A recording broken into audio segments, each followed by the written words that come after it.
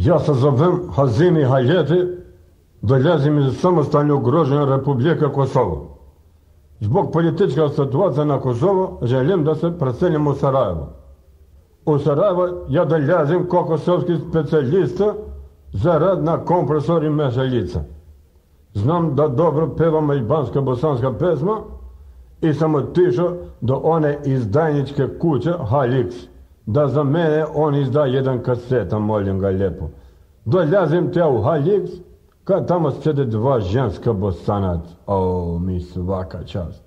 Pita mene kako se zovem, ja kažem da se zovem Hazimi Haljeti. Ona gleda u mene, ja gledam njega. Kažem nešto nije u redu, kaže na mene sve u redu Hazim, no moraš da promeniš to svoje ime u neko umetničko. Sam odmah odlučio kad je stvar da pevam, sam sebe dao ime Džemili Dragulji. Sad da slušaš jedna moja nova pesma, te molim lijepo.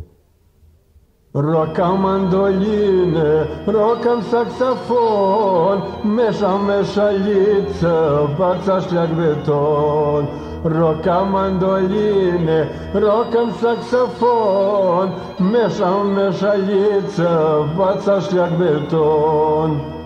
Ja sam iz Prišćin, vozim limuzin, diže se prašine, pičkam materin. Ja sam iz Prišćin, vozim limuzin, diže se prašine, pičkam materin.